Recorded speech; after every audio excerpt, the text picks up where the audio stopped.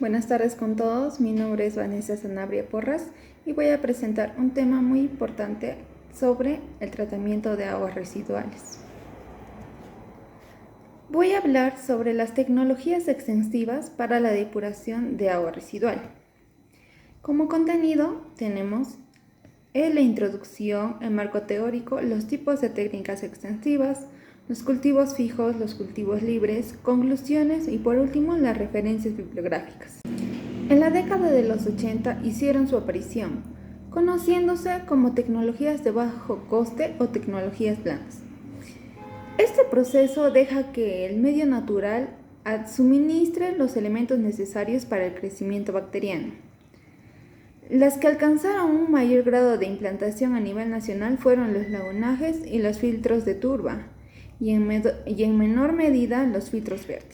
En esta presentación se describirá detalladamente las diferentes técnicas extensivas que se usarán para uso de riego de áreas verdes. ¿Qué son las llamadas técnicas extensivas? Son procesos que realizan la depuración de aguas residuales mediante cultivos fijos sobre soporte fino o incluso mediante cultivos libres, pero que utilizan la energía solar para producir oxígeno mediante la fotosíntesis. Este funcionamiento se da sin electricidad, excepto el lagunaje aireado, con velocidades relativamente bajas de crecimiento bacteriano. Incrementan los periodos de retención y dimensiones del reactor biológico. Estas opciones tecnológicas son de menor costo de inversión, operación y mantenimiento. No existen restricciones de disponibilidad de terreno. Las tecnologías extensivas se dividen en tres tipos. El primero son los cultivos fijos, como la infiltración, percolación, filtro plantado de flujo vertical y filtro plantado de flujo vertical. También tenemos los cultivos libres, que son la laguna natural, lagunaje de macrofitas o lagunaje aireado. Y también tenemos los sistemas mixtos. Los cultivos fijos consisten en hacer correr agua al tratar sobre varios macizos independientes. Tenemos dos mecanismos principales, que son la filtración superficial y la oxidación. La filtración superficial son las materias en suspensión que quedan retenidas en la superficie del macizo y una parte de contaminación orgánica. La oxidación. Las bacterias aerobias son responsables de la oxidación de la contaminación disuelta. El macizo filtrante está constituido generalmente de arena. Infiltración y percolación sobre arena. Es un proceso de depuración por filtración biológica aerobia sobre un medio granular fino. El agua fluye sucesivamente sobre varias unidades de infiltración. Esta técnica tiene ventajas e inconvenientes técnicos. Ventajas como excelentes resultados para la DBO5, la DQO y las materias en suspensión. La nitrificación casi completa, menor demanda de terreno y capacidad de descontaminación. Y como inconvenientes técnicos, hay un riesgo de atasco, por lo que es importante utilizar una arena limpia y con una buena granulometría. Disposición de grandes cantidades de arena. Adaptación limitada a las sobrecargas hidráulicas. Y la necesidad de una obra de decantación primaria eficaz. La distribución de las aguas se mantiene en el aire libre y es visible y uniformemente repartida. Ahora tenemos los filtros plantados de flujo vertical. Estos filtros son excavaciones en el suelo, estancas rellenas con capas sucesivas de grava o de arena o de una granulometría variable según la calidad de las aguas residuales que se deben tratar. A la inversa de la infiltración-percolación anteriormente descrita, el afluente bruto se reparte directamente, sin decantación previa, por toda la superficie del filtro. Las aguas depuradas son drenadas y los filtros se alimentan por tongadas de aguas residuales brutas. Esto también tiene ventajas y sus inconvenientes técnicos. Ventajas como sencillo y bajo coste de explotación, posibilidad de tratar las aguas residuales domésticas brutas, gestión de lodos reducidos y adaptación a las variaciones estacionales. Y como inconvenientes técnicos tenemos la explotación regular, que es la deshierva manual que se hace en este caso a las cañas. El riesgo de presencia de insectos o de roedores. Además, la velocidad de alimentación con aguas residuales brutas debe ser superior a la velocidad de infiltración con el fin de repartir correctamente el afluente.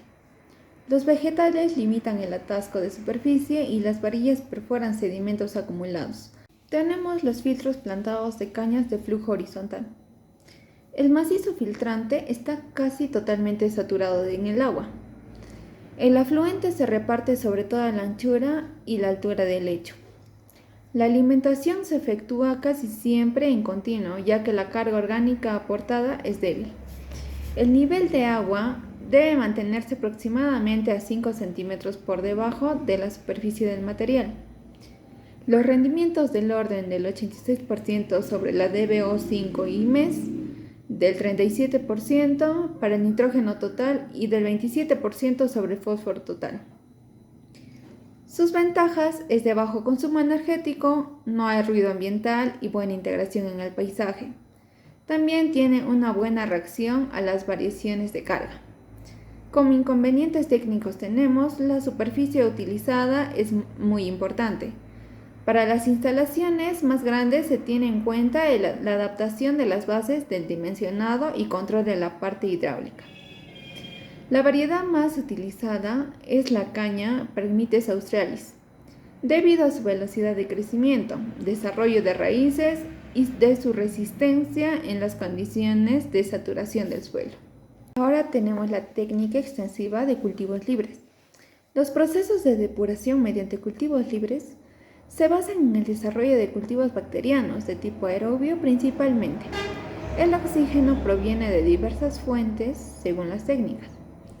El cultivo bacteriano es separado del agua tratada por mecanismos de sedimentación. Tenemos el lagunaje natural. La depuración es exitosa gracias al largo tiempo de retención en varias balsas estancas dispuestas en serie. El número de balsas más común es 3. Sin embargo, utilizar una configuración de 4 o incluso hasta 6 balsas permite tener una desinfección más a fondo. La capa superior de las balsas está expuesta a la luz, lo que permite la existencia de algas que producen el oxígeno necesario para el desarrollo y conservación de las bacterias aerobias. Estas bacterias son responsables de la degradación de la materia orgánica. El gas carbónico formado por las bacterias, así como las sales minerales contenidas en las aguas residuales, permite a las algas multiplicarse. Es ahí cuando las algas y las bacterias interactúan, crean la famosa microfita. En el fondo de la balsa, donde la luz no penetra, se encuentran las bacterias anaerobias, que degradan los sedimentos procedentes de la decantación de la materia orgánica. Se produce a este nivel una liberación de gas carbónico y metano. Como ventajas tenemos, una aportación de energía no es necesaria si el desnivel es favorable. Elimina una buena cantidad de gérmenes patógenos en verano y también es buena en invierno. Se adapta bien a fuertes variaciones de carga hidráulica. Ausencia de ruido ambiental y tiene buena integración en el paisaje. Como inconvenientes técnicos, esta técnica requiere de gran superficie, un mayor coste de inversión que depende mucho de la naturaleza del subsuelo. La calidad del vertido variable es en función a la estación. Tenemos las lagunas de macrofitas. Las lagunas de macrofitas reproducen las zonas húmedas naturales que incluyen una capa de agua libre. Frecuentemente son realizadas para los tratamientos terciarios, después de un lagunaje natural o aireado. Su fin es mejorar el tratamiento en los parámetros de DBO5 y materia en suspensión, o de afinarlo como nutrientes y metales. Sin embargo, el uso de la laguna de macrofitas permitirá obtener mejores rendimientos y será más cómodo de mantener. Tenemos como técnica extensiva el lagunaje aéreo. La oxigenación es aportada mecánicamente por un aerador de superficie o una insuflación de aire. Los mecanismos utilizados es en la etapa de aeración, las aguas a tratar están en presencia de microorganismos que van a consumir los nutrientes constituidos por la contaminación a eliminar. Estos microorganismos son principalmente bacterias y hongos, que están presentes en las estaciones de los lodos activados. También tenemos en la etapa de decantación, que las materias de suspensión, que son los montones de microorganismos y de partículas aprisionadas, decantan para formar los lodos. Estos lodos están bombeados regularmente o retirados de la balsa cuando constituyen un volumen demasiado importante.